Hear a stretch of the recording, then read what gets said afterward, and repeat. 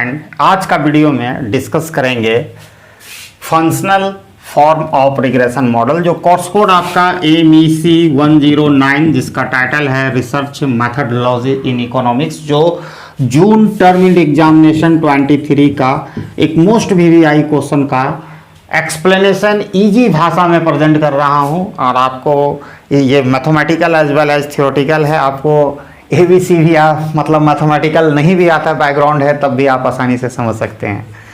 तो वीडियो में आगे बढ़ने से पहले आपसे हमारा काइंडली रिक्वेस्ट है कि अगर आप हमारे चैनल में पहली बार आए हैं तो सब्सक्राइब करें और प्रेस करें bell icon for all notification, ताकि हमारे लेटेस्ट वीडियो का नोटिफिकेशन आप तक आसानी से पहुंच सके। और दूसरी बात कि किसी को ऑनलाइन कोर्स MEC का ऑनलाइन ट्यूशन चाहिए तो आप हमारे इस नंबर 7050523391 ऑनलाइन हम लोगों को क्लासेस चलती है, तो कर सकते हैं फर्स्ट सेकंड ईयर दोनों का। अब आते हैं बैक टू वीडियो।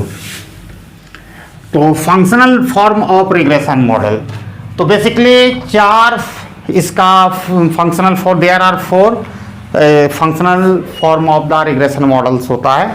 तो वन बाय वन हम स्टार्ट करते हैं। तो पहला होता है लीनियर रिग्रेशन मॉडल।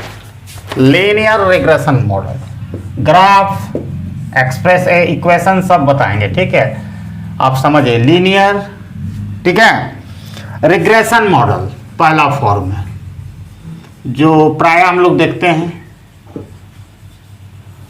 ठीक है। अभी क्या होता है, देखिए, ये सबसे common form of regression model होता है, मोस्ट पॉपुलरली कहिए, या सबसे जो रिग्रेशन मॉडल का सबसे सरलतम रूप यही होता है। ये क्या होता है, it is a both linear in parameter as well as variable. ये पैरामीटर और वेरिएबल दोनों में लीनियर होता है। That is the power, parameter हो या वेरिएबल हो, कितना पावर होगा 1। तो इसको एक इक्वेशन द्वारा रिप्रेजेंट किया जाता है, y dependent variable alpha plus beta, ठीक है, x plus u disturbance term है, अल्फा एंड बीटा पैरामीटर, इसका पावर कितना 1। That is the linear, it is a linear both in parameter and variable. x इसका variable, इसका power कितना 1, तो ये लीनियर है, ये डिस्टर्बेंस टर्म है और ये आपका डिपेंडेंट वेरिएबल है, ठीक है। और ये इंटरसेप्ट होता है, अल्फा इंटरसेप्ट है और बीटा क्या है, स्लोप ऑफ, किस रेट से इनकम बढ़ने पर, मान के चलो हम कंजप्शन को माप रहे हैं, किस रेट से इनकम बढ़ने पर परिवर्तन होगा कंजप्शन में y में। या सिंपली ये आप कह सकते हो कि जो रिग्रेशन कोएफिशिएंट बीटा जो मेजर करता है कि x में 1 यूनिट चेंज करने पर y में किस दर से परिवर्तन होगा। अब इसका जो सिंपल ग्राफ होता है, इस तरह कुछ ग्राफ होती है, ठीक है। इसका ग्राफ हम लोग खींचते हैं। ग्राफ जरूर डालिएगा, एक ग्राफ मतलब होता है कि it is a telling more than 1000 word. आप 1000 वर्ड लिख रहे हैं ना, तो उसके बराबरी कर सकता है, ठीक है। तो इस तरह कुछ इसका होता है। हम काफी इजी बना दिए नोट्स को, ठीक है। आपको ये लीनियर लिखना है, बस एक लाइन तो लिखना है भैया। ये लीनियर होता है, जो हिंदी मीडियम के का लिखिएगा, रेखीय होता है, पैरामीटर और वेरिएबल दैट इज द चर में, ठीक है। इसको इस समीकरण के द्वारा प्रस्तुत किया जा सकता है। बाकी तो आप लोग विद्वान हैं, आराम से लिख लेंगे, ठीक है। दूसरा बात, लॉग लीनियर रिग्रेशन मॉडल। और हिंदी मीडियम में भी किसी को नोट्स है इस कोर्स कोड का, तो आप हमसे संपर्क कर सकते हैं। एग्जामिनेशन ओरिएंटेड आंसर क्वेश्चन मिल जाएगा, ठीक है। आगे चलते हैं। दूसरा इसका फॉर्म होता है log linear regression model. Log linear regression model,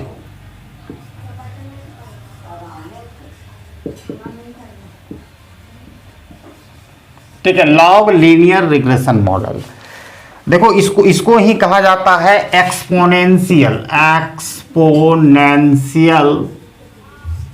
ठीक है, एक्सपोनेंशियल मॉडल। ये लीनियर सिर्फ पैरामीटर में होता है, it is a linear in parameter में, लेकिन वेरिएबल में नहीं होता है।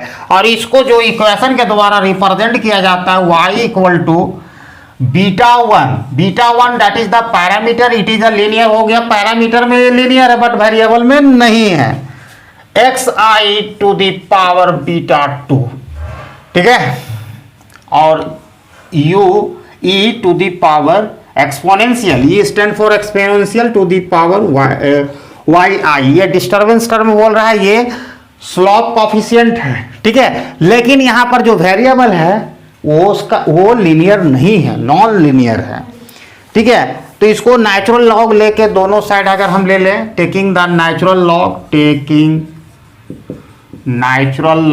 ऑफ बोथ साइड, लेकिन इसके लिए बहुत लोगों को नहीं आता होगा नेचुरल लॉग। हम तो पहले ही एज्यूम किए कि आपको कुछ नहीं आता है, तब हम बता रहे हैं नेचुरल लॉग का जो परिभाषा, नेचुरल लॉग ए बी, हम बार बार इसलिए लिख देते हैं ताकि आप हमेशा के लिए दिमाग में आ जाए, log a log a by b equal to log a minus log b, और log a to the power b, इसको हम लिख सकते हैं बी नेचुरल लॉग ए। तो ये 1 2 3 वो फार्मूला है, ये इस्तेमाल हम करेंगे, तो ये लॉग वाई हो जाएगा सिंपली। अब यहाँ पर टोटल में नेचुरल लॉग ले रहे हैं, तो beta 1 x I to the power beta 2 plus e to the power u आई।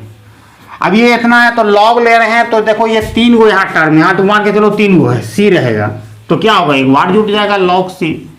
तो वो चीज यहाँ करनी है, log Y I log beta 1 plus, सब प्लस में हो जाएगा, log using the formula number 1, ठीक है, हाँ, बीटा 1 हम ले लिए plus log x I to the power beta 2, ठीक है, यहां तक तो हो गया। हाँ ठीक है, ये प्लस नहीं है, मल्टीप्लाई में बाय मिस्टेक लिखा गया, तो फिर हम प्लस लिखेंगे, natural log e to the power e i. अब जाहिर सा है फार्मूला नंबर 3 हम अप्लाई करेंगे तो ये पहले आ जाएगा पावर, तो हम यहाँ लिख सकते हैं natural log beta 1 plus beta 2 natural log x i, ठीक है, plus u i natural log e. तो नेचुरल लॉग ई का वैल्यू 1 होता है, तो ये वैल्यू अगर 1 के बराबर होगा तो कितना हो गया। अब यहाँ पर क्या है कि कुछ चीज़ों को आपको माननी पड़ेगी, तब OLS आप लगा सकते हैं। तो आपको यहाँ पर कर दीजिएगा, आप पॉइंट दे दीजिए y i equal to log Y i, ठीक है, कि डेसिमल सम दे रहे हैं, इतना बराबर को मान लेते हैं,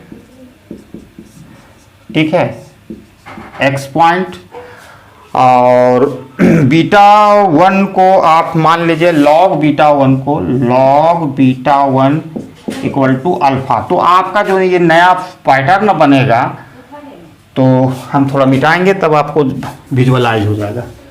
तो एक नया पैटर्न बनेगा जो वो हम इस तरह लिख सकते हैं, y equal to alpha plus beta 2।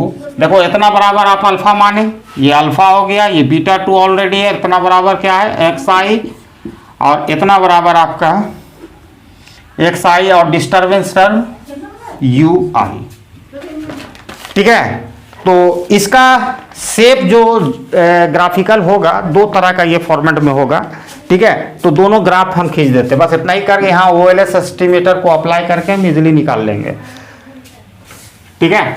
अब आगे चलते हैं, इसका 2 ग्राफ हो सकता है, किसका, लॉग लीनियर रिग्रेशन मॉडल का। तो पहला आपका हो सकता है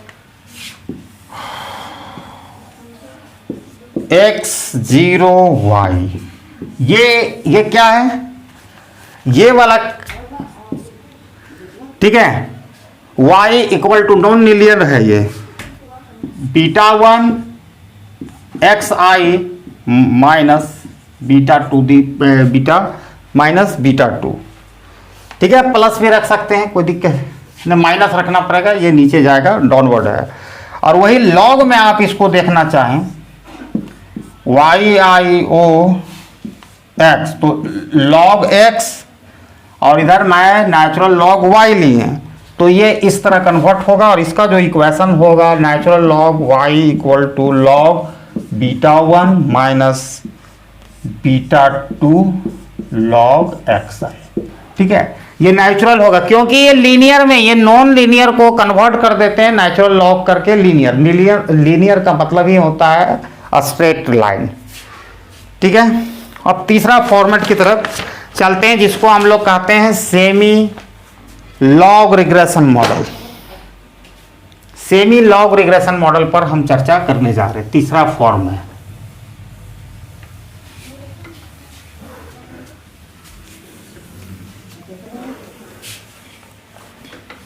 समझ में आ रहा है कि नहीं, कमेंट कीजिएगा आप लोग। सेमी लॉग रिग्रेशन मॉडल, ठीक है। सेमी लॉग रिग्रेशन मॉडल होता क्या है ये जान लीजिए कि ऐसा मॉडल है जहां पर डिपेंडेंट वेरिएबल, जो dependent variable that is the Y, जिसको हम लोग कहते हैं रिग्रेसेंट में ही लॉग लॉग रहेगा, ठीक है। तो इसको आपको दो तरह के यहां केसेस हो सकती है। केस नंबर वन, और एक देखिए एक ऐसा रिग्रेशन मॉडल दोनों साइड से हो सकता है, या तो लॉग एक साइड आपका रिग्रेशन मॉडल में लगा रहेगा यानी डिपेंडेंट वेरिएबल में, केस नंबर 2 में ऐसा भी हो सकता है independent variable that is the explanatory variable में हो। तो डिपेंडेंट वेरिएबल में हम बात करते हैं केस नंबर 1 में log Y T equal to beta 1 plus beta 2 T plus U T. ये इसको हम लोग सेमी लॉग रिग्रेशन कहते हैं। सेमी मतलब आधा लॉग लगा हुआ इधर, और नहीं तो कभी इधर लगा रहेगा। केस नंबर 2 में कंसीडर करो, केस नंबर 2 में अब लॉग आप देखिएगा एक्सप्लेनेटरी वेरिएबल में रहेगा। वाई आई देखो डिपेंडेंट वेरिएबल में लॉग नहीं है, beta 1 plus beta 2 log x i plus U T. तो देखिए यहां पर आपका दो केसेस है, ठीक है। तो दोनों केस में जो स्लोप कोफिशिएंट है यानी बीटा 2 दोनों में है, ठीक है। एक्स की जगह हम टी भी लिख सकते हैं अपनी मर्जी से। वो मेजर करता है कांस्टेंट या proportional relative change in Y for a given change in X, ठीक है। तो इसको जो बीटा 2 को आप फॉर्मूला जो स्लोप कोफिशिएंट है उसको आप लिख सकते हो beta 2 relative change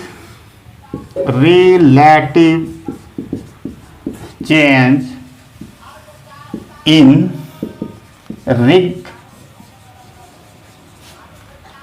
रिग्रेसेंट that is the dependent variable.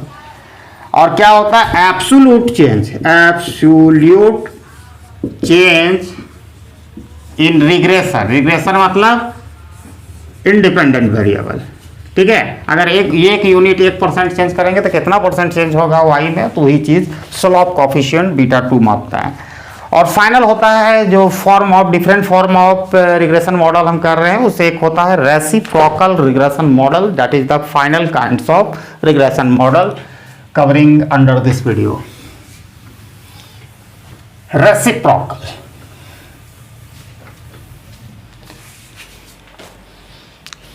तो ग्राफ आप ज्यादा कोशिश कीजिएगा लेने के लिए, हम ग्राफ काफी इसमें प्रेजेंट कर रहे हैं।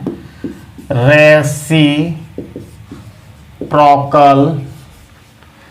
रिग्रेशन मॉडल, रिग्रेशन का मतलब होता है गोइंग बैक, ठीक है। तो यहां पर एक ये जो इसका मोस्ट पॉपुलर फॉर्म जो रेसिप्रोकल है, रेसिप्रोकल का मतलब क्या होगा भाई जानते हैं, डिवाइड वाला टाइप का रहेगा, ठीक है। जहां डिपेंडेंट वेरिएबल आपको नजर आएगा डिनोमिनेटर यानी इस तरह कुछ कंसीडर करना, y i beta 1 plus beta 2। अब यहां पर जो dependent variable 1 by x i plus u i, देखिए इस तरह रहेगा रेसिप्रोकल रिग्रेशन मॉडल में। इस मॉडल में 3 फीचर्स होता है, ठीक है। अगर x यानी independent variable that is the explanatory variable का हम बढ़ाएंगे मतलब इन्फिनाइटली, ठीक है, तो क्या होगा, बीटा 2 जो ये स्लोप कॉफिशिएंट है बीटा 2 वो अप्रोच 0 होगा और y अप्रोच होगा लिमिटिंग वैल्यू ऑफ बीटा 1। ये 0 जब हो जाएगा तो ये तो पूरा टर्म 0 कर देगा, तो ये किसके बीटा 1 सॉरी बीटा 1 के तरफ y इसके तरफ अप्रोच, ये 0 हो जाएगा तो इसके तरफ करेगा, ठीक है। इसमें 3 तरह का ग्राफ होते हैं, आप तीनों ग्राफ को ड्रॉ कर देना, ठीक है। तो पहला ग्राफ है डाउनवर्ड स्लोपिंग जहां पर बीटा 2 यानी स्लोप कॉफिशिएंट ग्रेटर देन 0 और बीटा 1 भी ग्रेटर देन 0, ठीक है, और ये बीटा 1 जा रहा है, ठीक है। दूसरा काइंड्स ऑफ ग्राफ, ये ओरिजिन है, x है और y है वो, ठीक है। और दूसरा नंबर का ग्राफ होता है, कंडीशन खाली देखना है, तो दूसरा नंबर का ग्राफ हम ड्रॉ करते हैं x ओरिजिन y, ठीक है।